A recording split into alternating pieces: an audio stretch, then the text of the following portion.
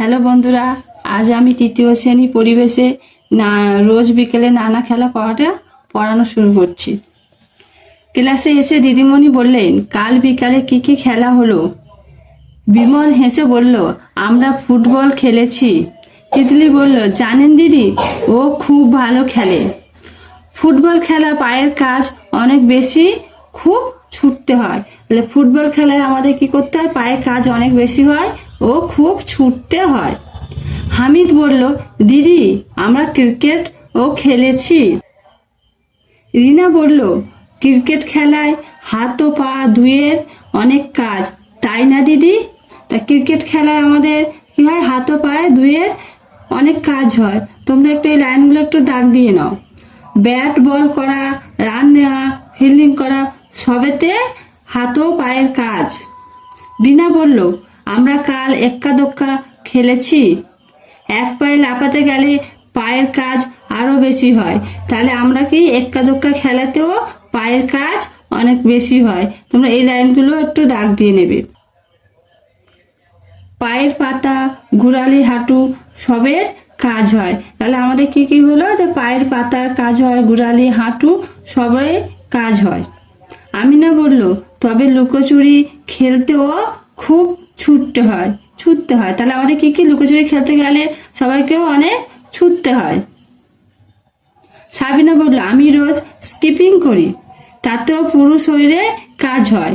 নিশ্চয়ই, স্পিকিং এর আঙুল, কবজি, কনুই, কাঁধ সবের অনেক কাজ হয়। তাছাড়া পায়ের কাজ তো আছে। তাহলে স্কিপিং মানে আমাদের দড়ি লাফানো খেলা। সেই খেলা যখন খেলি তখন আমরা আঙুলে, কবজি ও কনুয়ে ও কাঁধে কাজ হয়, সব রকমের কাজ হয়। তাছাড়া পায়ে কাজ আমাদের আছে।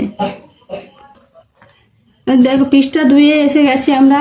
দেখো নিচে হাত ও পায়ের নানা অংশের ছবি আছে, সেগুলো আমরা কোনটা কি কাজ করি সেটা দেখানো হয়েছে। দেখো এই ছবি আছে, হাত, আমাদের হাত দিয়ে তাহলে আমরা কোনো কিছু ধরি বা ধরতে যাই। হাতে এটা আছে পেন্সিল দিয়ে, আমরা পেন্সিল দিয়ে কিছু লিখতে যাই। হাতে মুঠোটা ঘুরিয়ে আমরা কোনো কাজ করি। এই হাতে একটা হচ্ছে স্পর্শ করি, কোনো ভাঁজ করে কোন কাজ করতে হয়, যে কোনো ভাঁজ করে করতে লাগে সেই কাজটা করা হয়। পা দিয়ে আমরা হাঁটাচলা করি। এই পায়ের গোড়ালি দিয়ে আমরা সাইকেল চেপে চালানোর চেষ্টা করা হয়। এবার দেখো আমরা পৃষ্ঠা 3 চলে এসেছি। ঠিকঠাক খেলা আর ঠিক মতো শোনা। রিনা বলল, দিদি, গতকাল আমরা কিন্তু কাবাডি খেলেছি। আমিনা বলল, ওর দম খুব, ও যে দলে থাকে তারাই জেতে। সীমা বলল, ও মিনমিন করে কাবাডি কাবাডি বলে, শোনা যায় না, দম নিয়ে নিচ্ছে কিনা বোঝা যায় না। বিশু হেসে বলল, এই নিয়ে খুব ঝগড়া হয়। সীমা বলে, তুই দম নিয়েছিস? রিনা মানে না। রিনা বলল, অন্যরা তো বলে না, ও কম শোনে, তাহলে আমি কি করব? দিদিমণি জানতে চাইলে, কি কারণে কানে শোনা অসুবিধা হয় জানো? তাহলে আমাদের কাবাডি খেলার সময় খুব জোরে জোরে দম নিতে হয়, তাহলে খেলাটা ভালো খেলা যায়। আর কানে কম শোনে, দেখো এই লাইনগুলো দাগ দেবে, কি কারণে আমরা কানে শোনা অসুবিধা হয় সেই বিষয়টা এবার জানা হবে। দিলীপ বলল, কান বুঝে গেলে শুনতে অসুবিধা হয়। কানে ময়লা জমার কথা বলেছে তো, তাহলে আমাদের কানে ময়লা জমলে আমাদের কিন্তু কানে শুনতে অসুবিধা হয়। নিশা বলল, হ্যাঁ দিদি, কানের খোল জমে কান বুঝে যায়। তাহলে আমাদের কি কারণে কানে শুনতে অসুবিধা হয়? কানে খোল জমে কান তখন বুঝে, তখন শুনতে অসুবিধা হয়। ঠিক বলেছো, কান পরিষ্কার করতে হয়, তবে সাবধানে করতে হয়।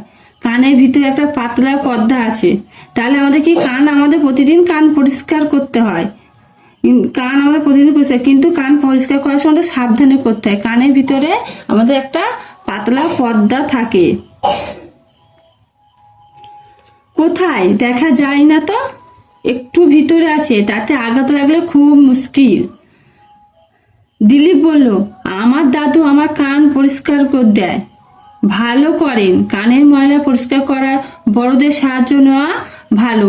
তাহলে আমাদের কি বললো? যে আমাদের কানের ভিতরে পাতলা পর্দা আছে, সেই পর্দাটা আঘাত লাগলে কিন্তু তখন কানে শুনতে অসুবিধা হবে।